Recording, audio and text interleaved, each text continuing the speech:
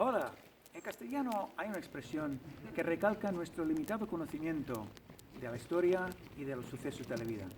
Se suele decir si las piedras hablaran, para constatar que las piedras han sido y siguen siendo testigos mudos de los acontecimientos, de tantos y tantas cosas que han ocurrido a lo largo de los años, décadas y siglos de la historia de la humanidad. Si las piedras pudiesen hablar, ¿cuántas cosas nos contarían? ¿Cuántos misterios se desvelarían? Sin embargo, algunas piedras no son tan mudas. E incluso hoy día nos hablan de sucesos de hace muchos años. En los años 70 hubo un programa de televisión española titulado así, Si las piedras hablaran.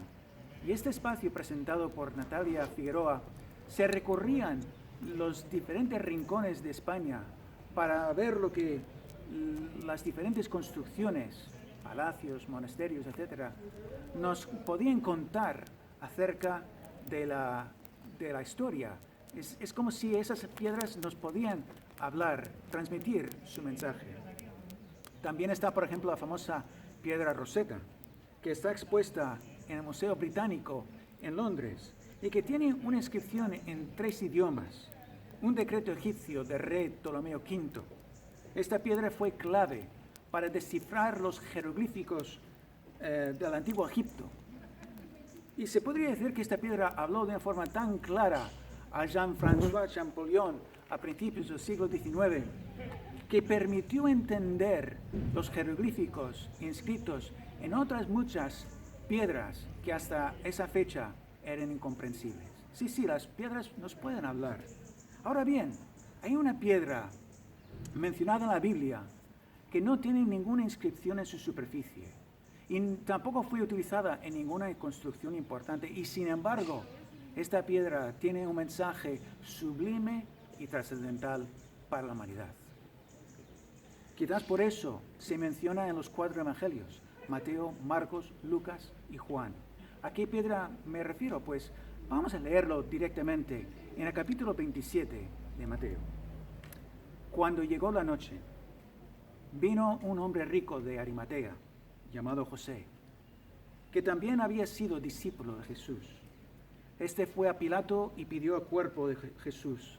Entonces Pilato mandó que se le diese el cuerpo y mandó, tomando José el cuerpo, lo envolvió en una sábana limpia y lo puso en su sepulcro nuevo que había labrado en la peña.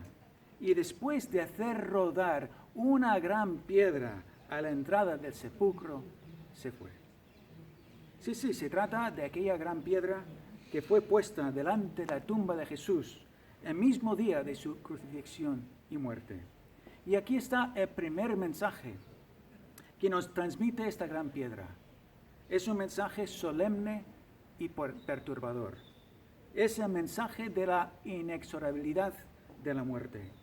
Tarde o temprano, todo hombre y toda mujer se tiene que enfrentar con aquella losa tan pesada que es la muerte y que nadie puede detener, por más fuerte, inteligente o espiritual que sea. Ante la muerte no hay clase social ni dinero que valga. Nada puede impedir que esa gran piedra finalmente ruede sobre la puerta de nuestra existencia y que nos quedemos con línea plana en el monitor del hospital. El autor de la epístola a los Hebreos lo dice de forma concluyente: está establecido para los hombres que mueran una sola vez y después de esto, el juicio. Es una verdad incómoda, un mensaje que no nos gusta y por eso preferimos no pensar en ella, pero lo cierto es que, como dice el refranero español, nacer es empezar a morir. Por eso, aunque nos cueste enfrentarlo, será mejor que pensemos en el más allá y nos planteemos las preguntas trascendentales habituales. ¿Habrá vida? ¿Habrá vida después de la muerte? ¿Existe el cielo, el infierno, otro lugar? ¿Seré juzgado por lo que he hecho o dejado de hacer aquí en la tierra? Eso es precisamente lo que dice el autor de Hebreos. Y después de la muerte, el juicio. Entonces surge la pregunta, pues, ¿seremos bastante buenos delante de Dios para librarnos del infierno y poder entrar al cielo prometido? Pues la verdad es que no. La Biblia es tajante al respecto. Dice, ciertamente no hay hombre justo en la tierra que haga bien y nunca peque. Eclesiastés 7:20.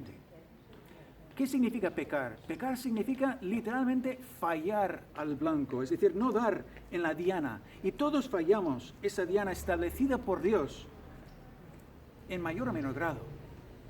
Porque fallamos a blanco cuando decimos la mentira. Fallamos a blanco cuando somos egoístas. Fallamos a blanco cuando miramos a alguien con lujuria o le insultamos o le quitamos lo que le corresponde. Fallamos a blanco también cuando dejamos de atender a alguien en necesidad o somos insolidarios con los que sufren. En definitiva, todos, absolutamente todos hemos fallado al blanco. Todos somos pecadores delante de Dios y ninguno merecemos entrar en el cielo. Como dice el apóstol Pablo en su epístola a los Romanos, por cuanto todos pecaron y están destituidos de la gloria de Dios. Esta piedra rodada delante de la tumba de Jesús nos recuerda el destino funesto de todos nosotros, de todos los hombres. La muerte nos llegará inexorablemente un día y después nos espera un juicio del que, según la Biblia, no vamos a salir bien parados. Ahora bien, lo especial de esta piedra es que no solo nos transmite un mensaje que todas las lápidas de los cementerios y que todas las pirámides de Egipto también nos transmiten. Fíjate que esta piedra también fue sellada por el Imperio Romano. El último versículo 66 del capítulo 27 de Mateo dice, entonces ellos fueron y aseguraron el sepulcro, sellando la piedra y poniendo la guardia. ¿Qué era el sello? El sello era una cuerda que se ponía sobre esa piedra y la pared adyacente, con cera en ambos lados para sujetar la cuerda en su sitio. Y seguramente esa cuerda tenía una estampa romana para que todos los que pudieran ver ese sello supieran que era un sello inviolable del Imperio Romano. Por tanto, la cuerda aseguraba que nadie podía mover la piedra sin romper ese sello. Además, los guardas romanos estaban allí para vigilar que ese sello fuera respetado, porque ese sello llevaba la autoridad legal del Imperio Romano.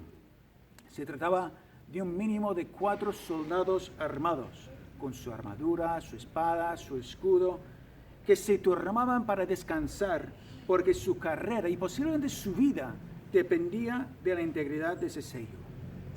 Estos guardas quizás no sabían por qué vigilaban ese sello, pero sí sabían que si se rompía, tendrían que dar cuenta a sus superiores y atenerse a las duras consecuencias de descuidar algo tan sagrado para el imperio que ellos representaban.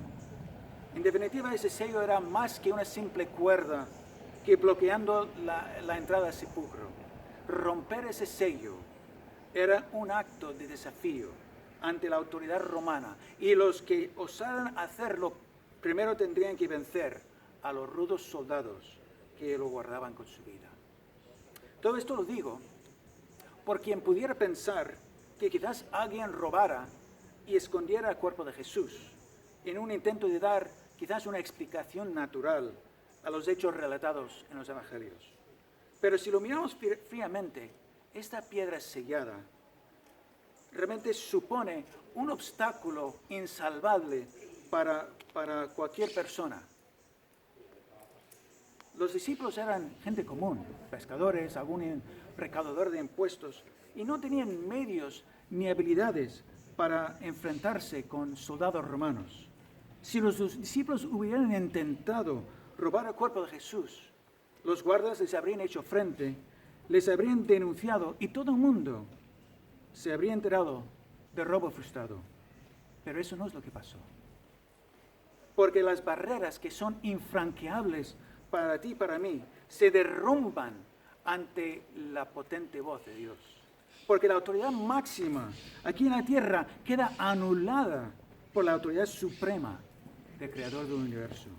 Porque no hay sello, ni guardia, ni piedra que resista ante la intervención del Dios omnipotente. El segundo mensaje que transmite esta piedra es que Dios está por encima de toda autoridad humana y que no hay obstáculo material ni imperial que le resista.